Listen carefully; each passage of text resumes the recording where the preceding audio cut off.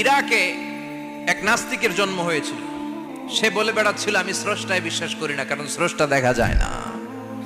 ইরাকের লোকেরা বলল আমাদের একজন ইমাম আছে, নাম নুমান ইবনে সাবিত, আবু হানিফা বলে চিনি। সবাই বলল তুমি যে স্রষ্টারে খুঁজে পাও না, আমাদের ইমাম তোমারে স্রষ্টা দেখায় দিবে। সে বলল ঠিক আছে, তাহলে তোমাদের ইমামরা আসতে বলবে, ডিবেট হবে। এই ডিবেট দেখার জন্য হাজার হাজার মানুষ এসেছে ইরাকের কুফা নগরীতে। ওই নাস্তিকও এসেছে যে আল্লাহকে বিশ্বাস করে না, সবাই এসেছে। আসে নাই শুধু ইমাম আবু হানিফা। নাস্তিক কয় তগো ইমাম ডরাইছে। উনি এসেছেন 1.5-2 ঘন্টা দেরি করে। 1.5 ঘন্টা দেরি করে যখন উনি আসলেন, নাস্তিক বলে আপনার সাথে কোনো কথা নাই, আপনার তো সময়ের জ্ঞানই নাই, আপনার সাথে কিসের আলাপ? ইমাম আবু হানিফা বললেন আইনদি ওযর, আমার ওযর আছে। কি ওযর?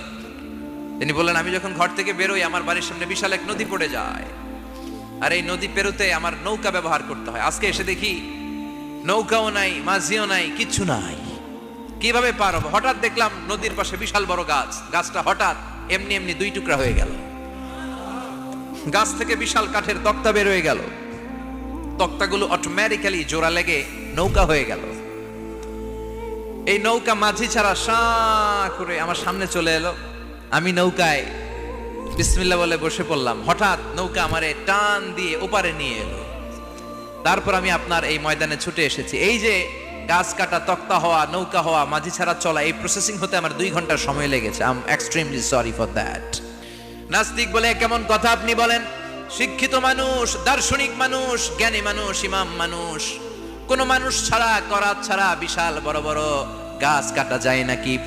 মিস্ত্রি ছাড়া তক্তা বানানো যায় নাকি? মিস্ত্রি ছাড়া তক্তা জোড়া লাগে এমনি এমনি নৌকা হয় নাকি? মাঝি ছাড়া পানিতে নৌকা চলে নাকি? ইমাম আবু হানিফা বললেন now you're on the right track. এই তো লাইনে আসছেন আপনি, এই লাইনে আনার জন্য তো এত গল্প। আপনার কথা থেকেই যদি ধরি, করাত ছাড়া গাছ কাটা যায় না, এমনি এমনি তক্তা হয় না, এমনি এমনি নৌকা হয় না, মাঝি ছাড়া নৌকা এমনি এমনি চলে না, তাহলে আকাশ কেমন করে এমনি এমনি হলো?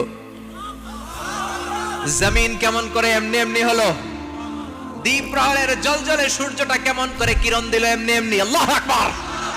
কেমন করে নবমণ্ডল ভূমণ্ডল সৃষ্টি হলো? কেমন করে দিন শেষে রাত্রি আসে, রাত্রি শেষে দিন আসে?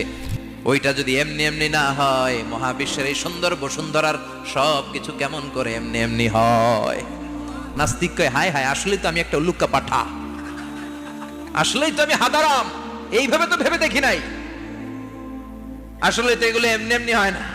Someone is controlling everything in the world. একজন মহা শক্তিধর মহা এমডি আছে, এমডি ম্যানেজিং ডাইরেক্টর, মহা ব্যবস্থাপক। সব ব্যবস্থাপকদের বড় ব্যবস্থাপক চিৎকার করে বলেন তিনি